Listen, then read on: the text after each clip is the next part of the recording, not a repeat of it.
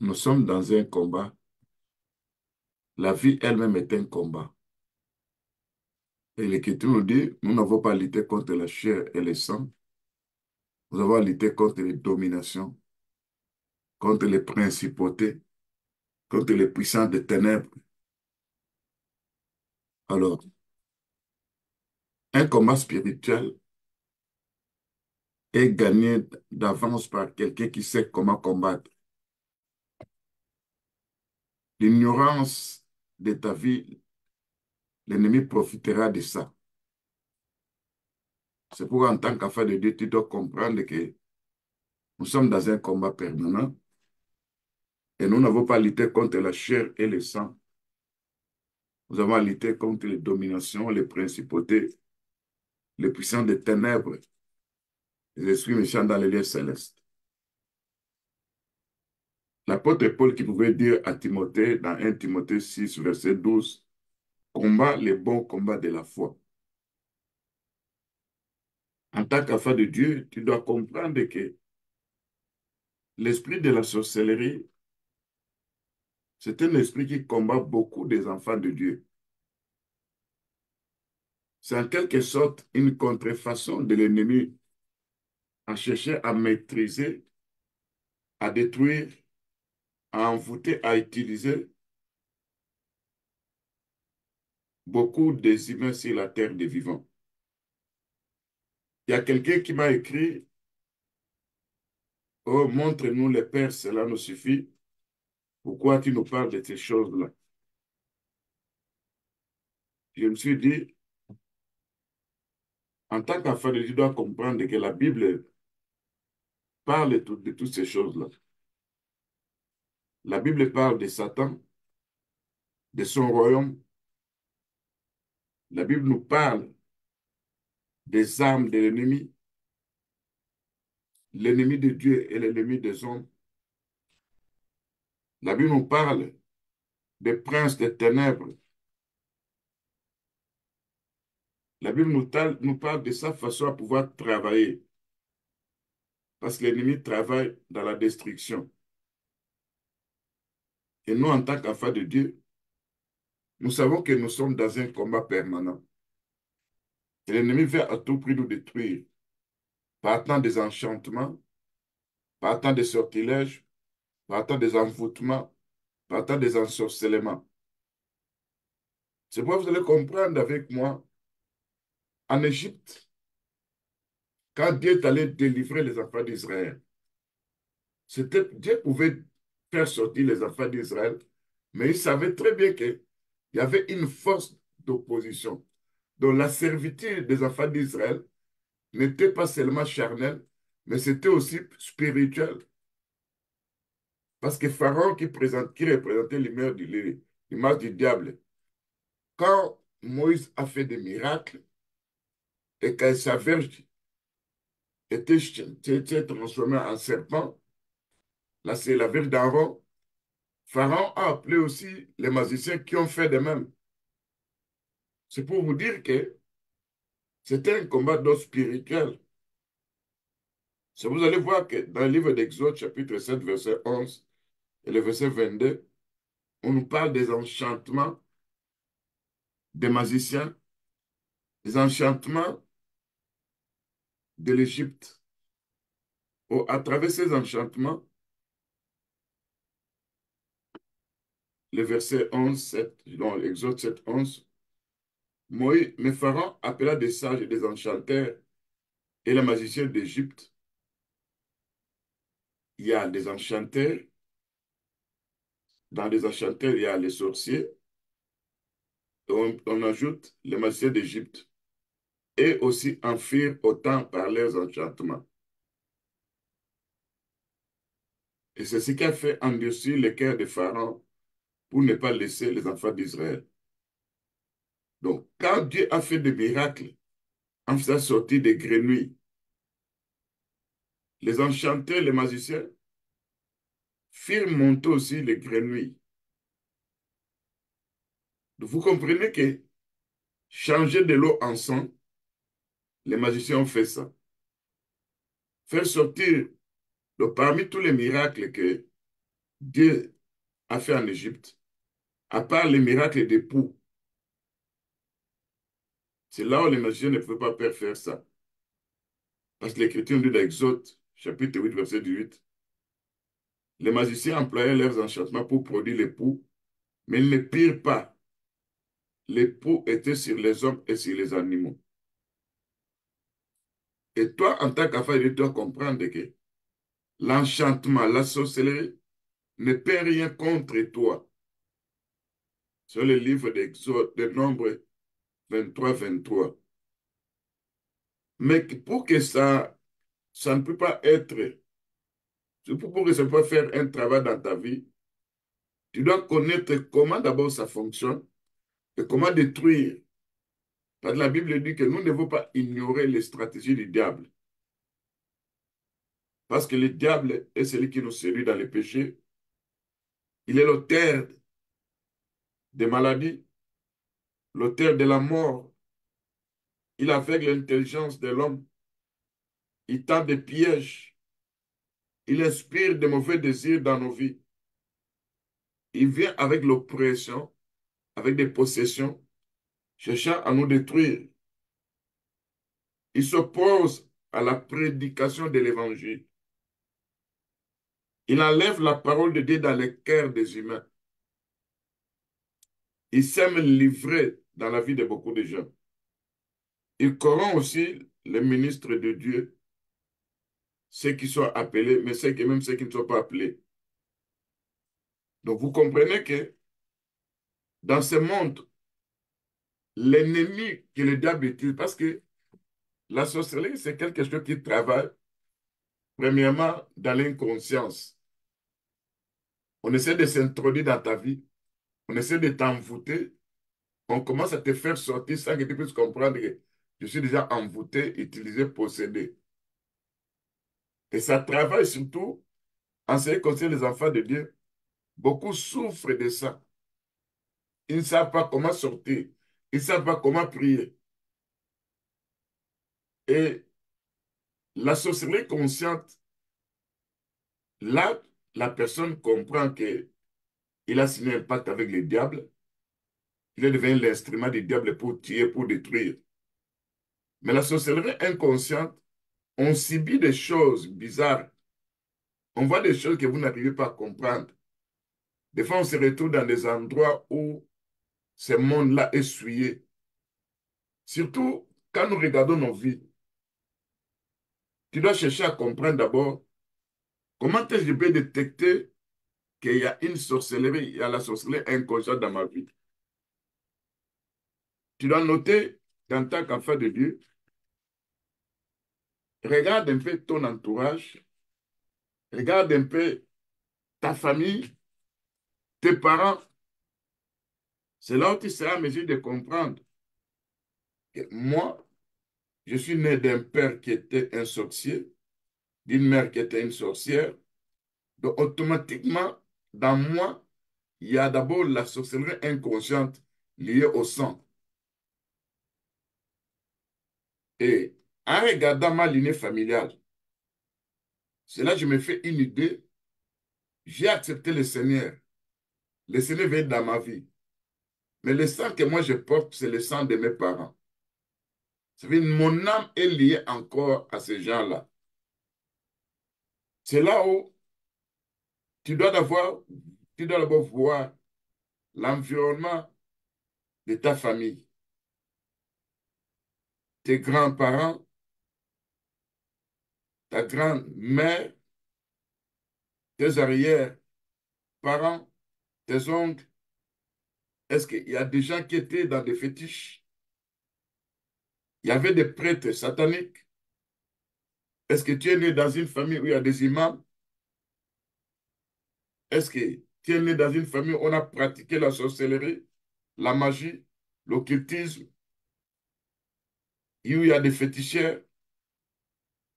Est-ce que dans ta vie, as-tu participé à des rituels ou à des danses folkloriques?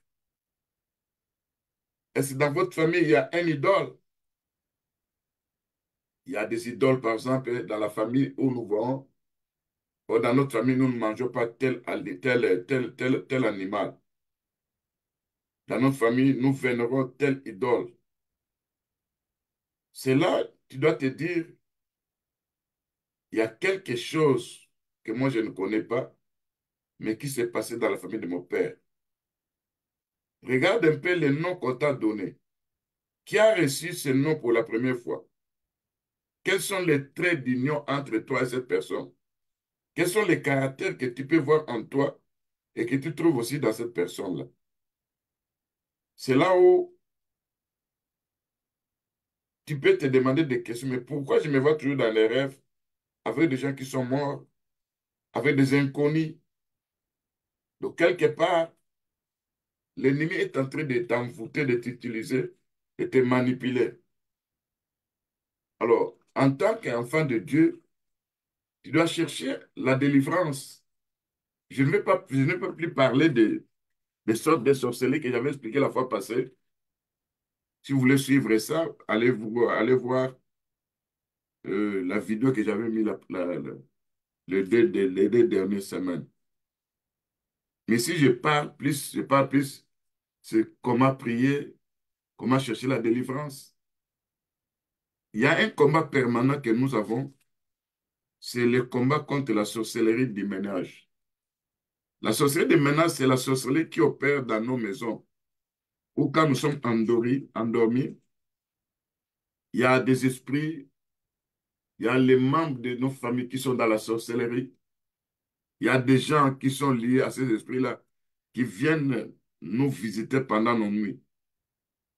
Parce que le diable rôde comme un lion cherchant qu'il va dévorer. Si Dieu a placé son ange auprès de toi, parce que l'Écriture dit que l'ange de l'Éternel campe autour de ceux qui craignent Dieu pour les délivrer de tout danger.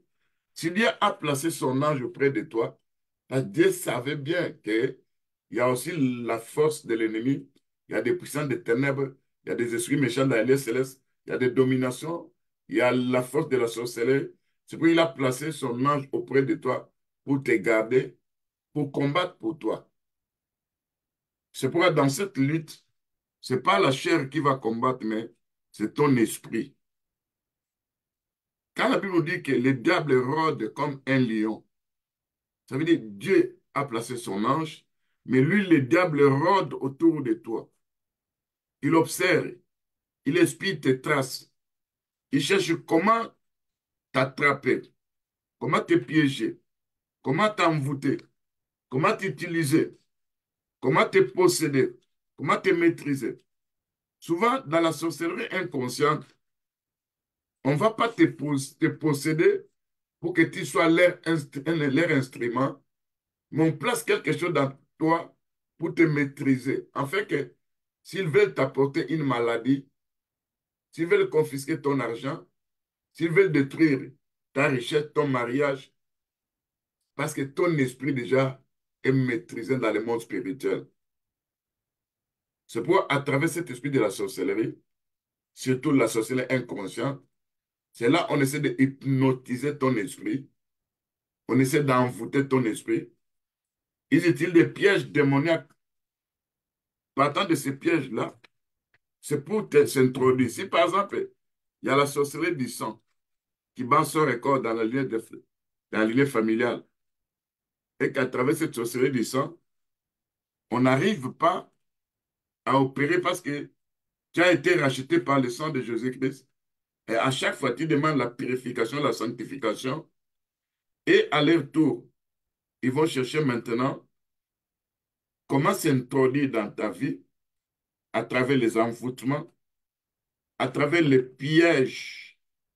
Parce qu'il y a des pièges spirituels, il y a des pièges matériels, il y a des pièges mentaux. On peut prendre un appel piégé.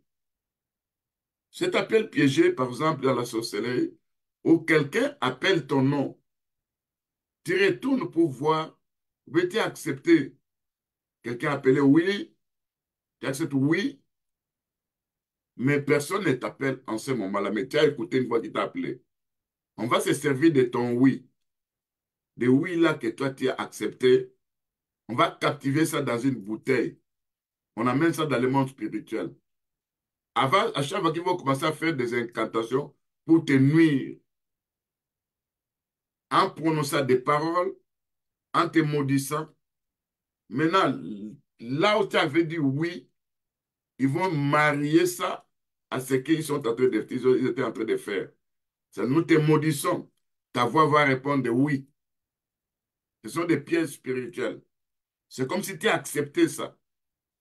Alors, il faudra détruire ces appels piégés. Partout, on a placé ta voix sur le plan spirituel.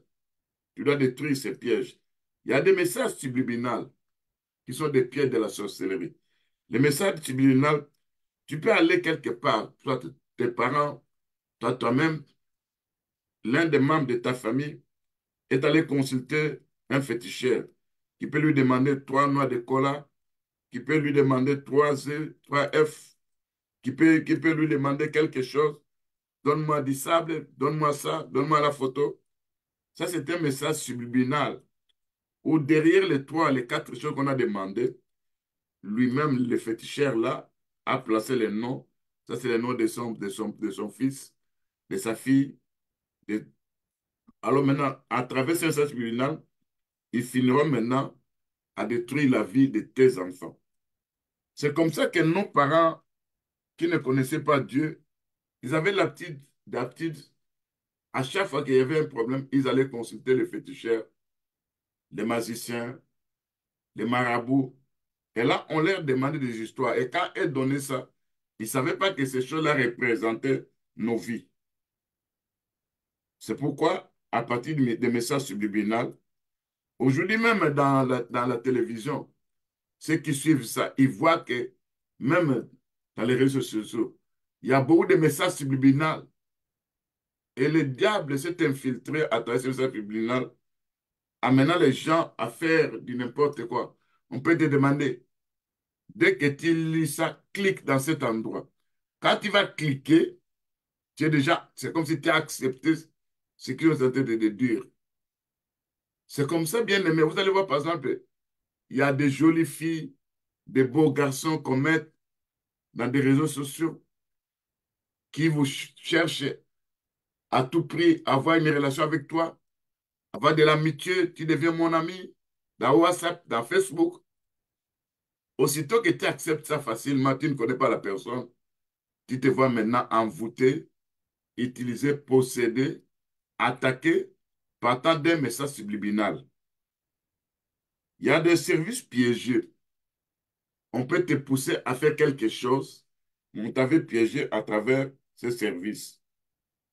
Ou des fois, tu peux voir quelque part quelque chose, c'est des ambulants dans ta maison, soit un cancrélat, soit quelque chose que toi, tu ne connais pas.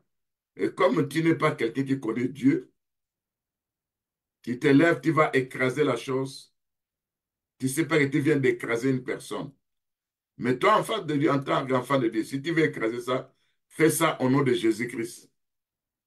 Là, quand tu fais le tour au nom de Jésus-Christ, on n'aura pas à te taxer et voilà, à partir d'un série piégé, tu avais tué quelqu'un. Il y a des pièges mentaux où nos pensées sont souvent manipulées, où quelqu'un dans la lignée familiale est utilisé par l'ennemi. Maintenant, partant de ces pièges-là, on essaie un peu d'utiliser tes pensées. On amène tes pensées à pouvoir faire des choses bizarres. Peut-être c'est de, il y a la négativité au-dedans de toi. Des fois, ce sont des pensées impures qui se développent à toi, dans ta vie. C'est là, en tant qu'affaire, tu dois comprendre que nous sommes dans un combat permanent et que l'ennemi tire des pièges. Et que toi, à ton tour, tu dois demander à ton Dieu pour détruire les pièges de l'ennemi. Il y a des pièges matériels. Dans des pièges matériels, bien aimés, souvent les gens qui ramassent, oh, je suis allé en cours de route, j'ai pu ramasser de l'argent. Ces gens-là peuvent prendre l'argent, jeter ça. Et quand toi, tu ramasses ça, tu ne sais pas que tu t'es connecté avec cet argent-là. Souvent, même dans la maison, tu peux demander à quelqu'un qui a déposé cet argent. Mais personne qui dit non, non, moi, je n'avais pas cet argent. Comprends que quelque part, sur les plans humains, on est venu déposer ça, en fait que toute personne qui aura à utiliser ça, ils vont signer un contrat avec cet argent. C'est pourquoi en tant qu'enfant de Dieu, il faudra être souple en rapport avec des pièges matériaux. Il y a l'argent piégé, l'argent ramassé. Moi, quand je servais encore Dieu en Afrique, juste un jour, j'avais reçu l'enveloppe de la dîme. Je regarde l'argent à l'intérieur. Le Seigneur me veut voir le signe du sang dans cet argent. Alors, je demande à Dieu dans la prophétie, mais ça signifie quoi? Le Seigneur nous a dit, c'est l'argent qu'on avait vendu quelqu'un dans la sorcellerie. On est venu te donner ça pour t'ensorceler. Et il y a beaucoup de serviteurs aujourd'hui, à cause de l'égoïsme de l'argent, de l'amour de l'argent, ils vous prennent l'argent comme cela sans même demander à Dieu, est-ce que tu me permets, Seigneur, de pouvoir prendre ça? Il y a beaucoup de grâces qui sont détruites. Il y a beaucoup de grâces qui sont réclamées. C'est pourquoi tu dois comprendre que il y a aussi des cadeaux piégés. Quelqu'un peut te donner un cadeau. Tu ne sais pas qu'à travers ces cadeaux-là, il t'a piégé, il t'a envoûté, il t'a possédé. Il y a aussi la nourriture piégée. J'avais expliqué la fois passée que quelqu'un peut venir dans le monde spirituel. Il voit qu'il y a de la nourriture qu'on va quelque part. Il vient, il n'achète pas. Il essaie de fixer les regards sur la nourriture. C'est comme s'il était concentré à pouvoir regarder cette nourriture. Il va laisser ses rayons, il va laisser ses envoûtements à travers cette nourriture. Et toute personne qui viendra acheter cette nourriture et qui va prier sans, qui va manger sans prier, à travers l'esprit qu'on a introduit, tu te verras maintenant visiter dans le monde spirituel. Dans le monde spirituel, qu'est-ce que ces gens-là font? Ils savent qu'il y a beaucoup de choses qu'on vend sur la terre, dans des, dans des restaurants, dans quoi ça, dans des shops, dans des magasins, dans des marchés. Et elles veulent avoir beaucoup de clients. Ils vont envoûter de la nourriture, ils vont posséder, ils vont s'infiltrer à travers ça. Et pendant la nuit, ils vont faire leurs incantations. Chaque personne qui a mangé leur nourriture, cette nourriture que tu as achetée sans prier, ce sera comme un feu qui va commencer à piloter. On vient faire sortir ton esprit à travers cette nourriture. C'est pourquoi la Bible nous dit que nous devons manger le tout avec action de grâce. Ça veut dire en priant. Et quand tu pries, tu verras que Dieu va se manifester. Il n'y aura pas des effets dans ta vie. C'est parce que quelqu'un dit que s'ils boivent quelques breuvages, il ne leur fera point du mal. Il y a, il y a aussi des boissons piégées. Il y a aussi les pieds de toile d'araignée. Les toiles d'araignée, c'est de la haute sorcellerie. Il y a des pièges hommes ou femmes. Ça veut dire, tu as une relation sexuelle avec quelqu'un qui est dans la sorcellerie. Or, à travers cette relation sexuelle, il y a la transmission aussi de l'esprit de la sorcellerie. Dans la Bible, on dit que les deux deviennent une seule chair. Vous comprenez que piège homme-femme lié à la sexualité, beaucoup de gens sont possédés. Ils ont eu des rapports sexuels avec des gens qui étaient possédés dans la sorcellerie.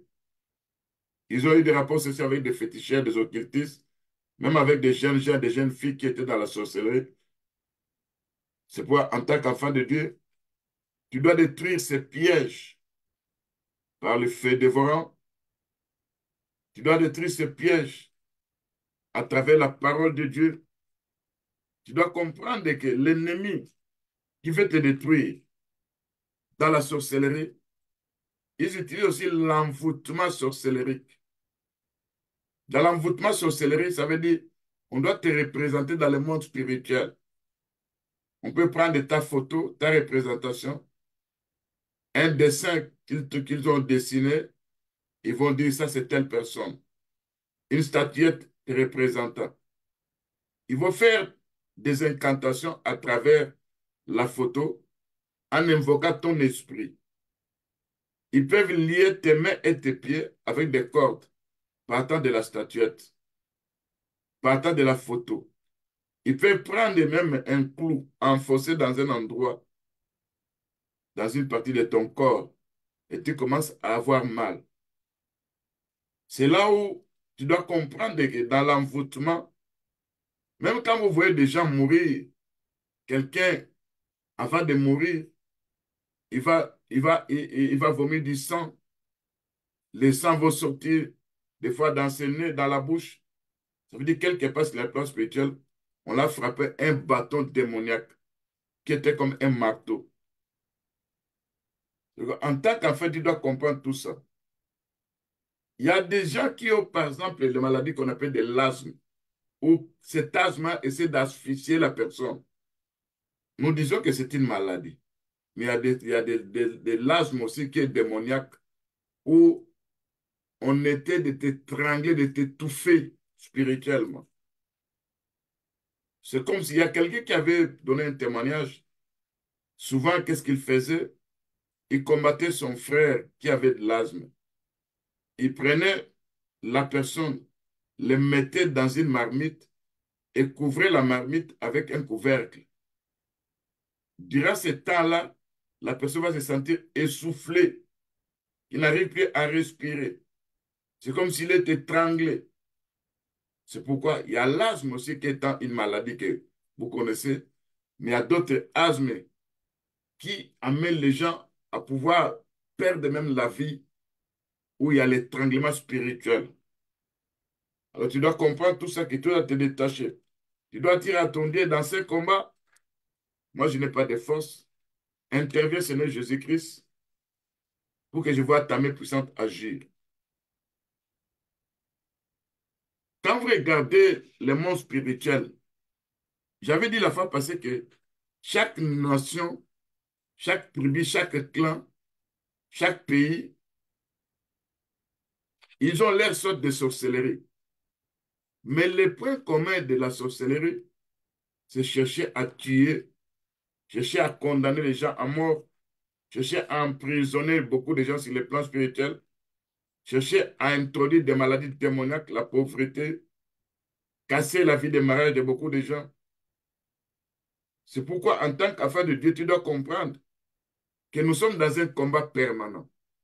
Quand la Bible nous dit dans le livre de Romains 8, 33, que qui accusera les élus de Dieu et qui les condamnera, il y a des accusations sur le plan spirituel. On peut t'accuser dans ta famille. Dans notre famille, personne n'est pris. Mais cet enfant a accepté le Seigneur. Il est venu détruire beaucoup de choses qui ne sont pas dans notre famille. Alors tu es accusé sur le ton de la sorcellerie de tes parents. Que nous ne prions pas, nous ne connaissons pas Dieu. Mais cet enfant a commencé à prier. Alors, accusons-le. On t'accuse, on te condamne en rapport avec ta croyance. Parce qu'il a accepté Christ, il a accepté Jésus, il sera condamné toute sa vie, il sera dans la pauvreté, dans la misère. C'est pourquoi tu dois comprendre qu'il y a beaucoup de combats, surtout les gens qui se retrouvent dans leurs songes, dans des forêts, ils sont dans des condamnations. Alors, en tant qu'enfant de Dieu, tu dois comprendre comment prier. J'avais expliqué la fois passée, quand Balaam allait pour aller maudire, parce que dans la sorcellerie, on utilise la malédiction comme arme spirituelle. C'est que ces gens-là vont commencer à déclarer sur ta vie, en invoquant ton âme, ton esprit, ils vont prononcer des paroles. Et le démon va accomplir ces paroles-là. C'est pourquoi vous allez voir que quand Balak avait appelé Balaam pour aller maudire les enfants d'Israël, Dieu s'est opposé à ça. Parce que Balak avait dit, celui que toi tu maudis est maudit. Celui que toi tu bénis est béni. L'homme a la capacité à pouvoir bénir et à pouvoir maudire. Vous allez voir qu'est-ce que Dieu avait fait. L'Écriture nous dit que Dieu avait envoyé l'ange de Dieu avec l'épée nue en main pour s'opposer à Balaam. Le chemin qu'il voulait suivre pour aller maudire, quand l'ange de Dieu est apparu avec l'épée nue, l'âne ne pouvait plus continuer. Il devait se détourner de ce chemin-là. Ça veut dire l'ange de Dieu empêchait à Balaam à aller maudire. Tu peux dire aussi à ton Dieu, Seigneur, tous ceux qui me maudissent, tu peux envoyer ton ange avec l'épée mais en nu pour leur détourner de leur contrebande à vouloir me maudire de temps à autre. Quand ils vont rencontrer l'ange de Dieu avec les pieds nus, ils finiront par rebrousser chemin. Ils finiront par retourner. C'est là, tu dois dire à ton Dieu, Seigneur, je refuse d'être occupé par cet esprit de la sorcellerie. Si ça a pris possession de mon corps, de mon âme, Seigneur, viens nettoyer ma vie spirituelle. Tu dois chercher à faire une prière de repentance en rapport avec ta lignée familiale. Tu dois nettoyer ta vie en rapport avec ce que la famille dont tu proviens. Parce qu'au départ, tes parents étaient des sorciers. En eux, il y avait l'esprit de la sorcellerie. En eux, ils ont signé des pactes avec les sangs. Les sangs que tu portes sur et les sangs liés à la sorcellerie. Tu dois dire à ton Dieu d'intervenir à travers le sang de Jésus-Christ. Parce que vous ne devez pas oublier que la Bible nous dit, sans la sanctification, personne ne verra Dieu. Nous devons nettoyer nos âmes, nos esprits. Dans le livre de 2 Corinthiens 7, verset dit, purifiez-vous de tout souillure de la chair et de l'esprit, en achevant vous sentir dans la crainte de Dieu. Tu dois nettoyer ton conduit spirituel. Le conduit spirituel, c'est le plan spirituel. Ton âme, ton esprit est connecté dans le monde spirituel. Soit c'est connecté par le Saint-Esprit, par le Dieu Tout-Puissant, notre Seigneur, soit c'est connecté dans le monde spirituel avec les esprits opérants dans ta lignée familiale. Alors tu dois demander à Dieu à nettoyer ton conduit spirituel. Quand le livre de 1 Thessaloniciens chapitre 5, verset 23 dit que le Dieu de paix, votre Père céleste, vous sanctifie le corps, l'âme, l'esprit lors de l'avènement de notre Seigneur Jésus-Christ. Ça veut dire ton corps doit être sanctifié, ton âme, ton esprit. Tu dois chercher le nettoyage de ton âme, de ton corps, de ton esprit. Qu'en toi, qu'on ne trouve pas quelque chose venant de l'ennemi. Si l'ennemi a placé quelque chose dans ta vie, à travers le nettoyage, à travers la purification, tu verras que la chose ne pourra rien faire dans ta vie. Tu vois, le livre d'Apocalypse chapitre 22, verset 14, dit, errez ceux qui lavent leurs robes, ils auront droit à l'arbre de vie. C'est pourquoi la Bible nous dit que dans le livre de Apocalypse 7, verset, je crois bien 14, dit, ils ont blanchi leurs robes dans le sang de Jésus-Christ. Parce qu'en tant qu'enfant de Dieu, tu dois comprendre toutes ces choses-là, que nous vivons dans un monde où l'ennemi nous attaque.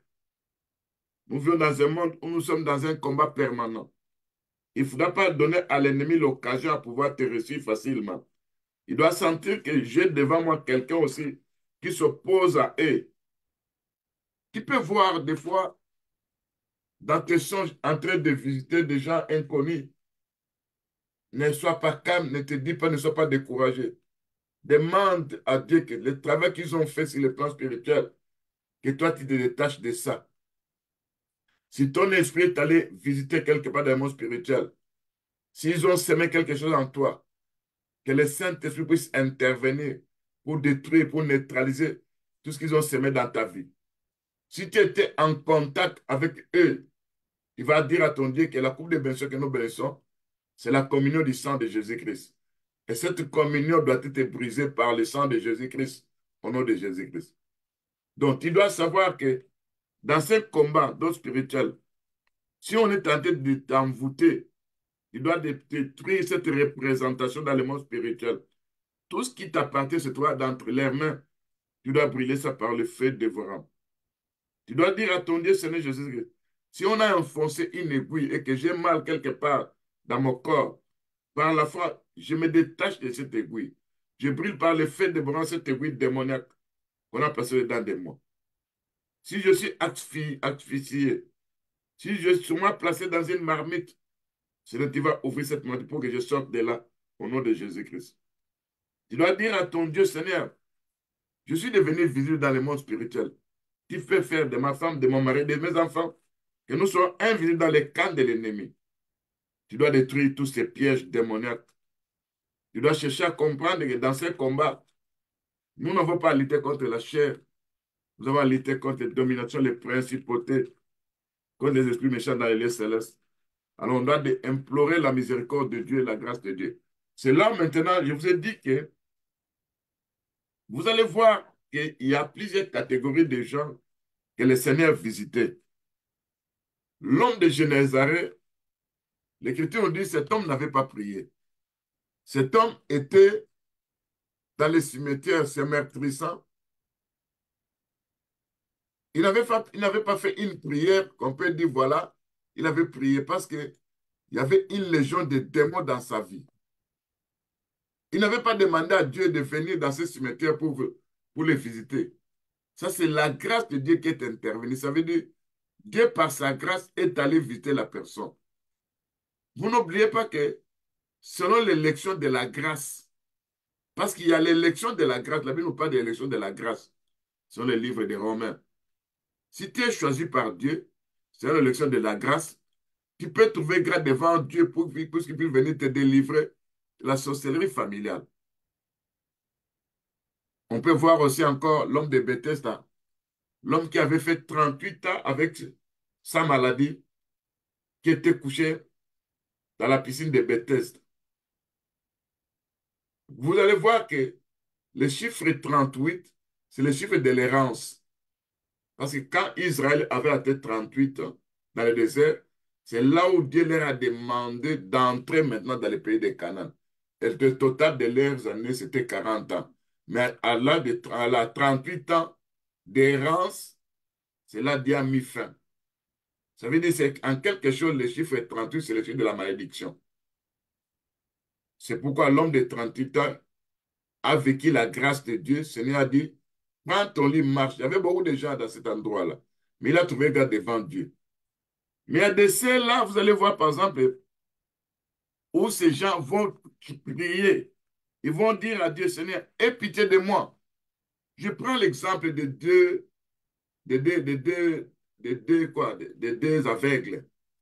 Et crier, fils de David, aie pitié de moi, aie pitié de moi. Ça veut dire ils ont demandé la miséricorde de Dieu. Quand vous regardez encore la femme là, dont le fils était lunatique, a dit, aie pitié de mon fils. Parce que l'esprit de l'épilepsie le fait tomber dans l'eau et dans le feu. Là, il a imploré qu'il puisse trouver grâce devant notre Dieu, que le Seigneur puisse avoir pitié de son fils. Ça veut dire, c'est l'intercession maintenant à demander à Dieu, aie pitié de moi. Et le Seigneur a répondu. Vous allez voir aussi que dans la Bible, plusieurs versets, surtout l'apôtre David, dans sa prière, il disait tout, Seigneur, aie pitié de moi, selon ta grande miséricorde. J'ai péché devant toi. J'ai commis des transgressions. Efface mes péchés. Aie pitié de moi. Cette prière de demander à Dieu que Dieu puisse avoir pitié de toi, c'est une prière que toi tu peux utiliser de temps en temps face à l'esprit de la sorcellerie. Or, quand Dieu a pitié de toi, c'est sa miséricorde qui se manifeste, c'est sa bonté qui se manifeste. C'est pourquoi, si Dieu n'est pas venu lui-même te visiter pour te délivrer, tu peux implorer aussi sa miséricorde. David avait fait ça. Dans Psaume 6, 3 à 10, il dit, Seigneur, aie pitié de moi. Je suis sans force, Seigneur. Guéris-moi. Je suis profondément troublé. Je suis en plein désarroi. Même dans Psaume 86, verset 3, il va dire, aie pitié de moi, ô mon Dieu. Aie pitié de moi. Car en toi, mon âme cherche un refuge. Je cherche un refuge à l'ombre de tes ailes, jusqu'à ce que les calamités soient passées. Ça fait David était dans des calamités, dans des difficultés. Il a demandé à Dieu qu'il puisse avoir pitié de lui. Même dans le livre de Psaume 30, verset 11, où David pouvait dire, aie pitié de moi, Seigneur, viens à mon aide. Change mes lamentations en allégresse. Délie-moi dans ta grande miséricorde.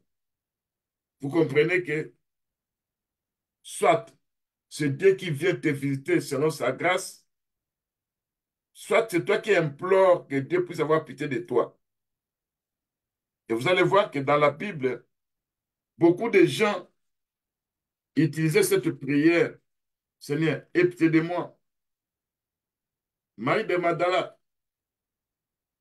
avait cette démon au-dedans de lui. Comme Dieu a eu pitié d'elle, et le Seigneur l'a délivrée. Donc, dans tes prières aussi, tu peux dire à ton Dieu, Seigneur, aie pitié de moi selon ta grande miséricorde. Délivre-moi, toi, mon Rédempteur. Enlève ce qu'on a placé dedans de moi, selon ta grande miséricorde. Sois favorable à ma vie. Tu vas implorer ton Dieu pour demander la miséricorde de Dieu. Et ce Dieu-là va te répondre. Parce que tu as dit à ton Dieu qu'il puisse avoir pitié de toi. Parce que ce jour-là, la femme cananéenne avait dit aussi, aie pitié de moi, Seigneur, fils de David. Ma fille est cruellement tourmentée par les démons. Tu peux aussi dire à Dieu, Seigneur, je suis cruellement tourmenté par un démon. Aie pitié de moi pour me délivrer. Vous allez voir que beaucoup de gens dans la Bible qui demandaient que Dieu puisse avoir pitié d'eux, Dieu avait répondu face à cette prière. C'est pourquoi, toi, en tant qu'enfant de Dieu, tu dois demander la miséricorde de Dieu. Tu dois demander la grâce de Dieu. Et la miséricorde de Dieu, c'est là que tu vas dire à ton Dieu, aie pitié de moi selon ta grande miséricorde, selon ta grâce, selon ta bonté, qu'il soit délivré face à cet esprit. Voilà un peu ce que j'allais dire.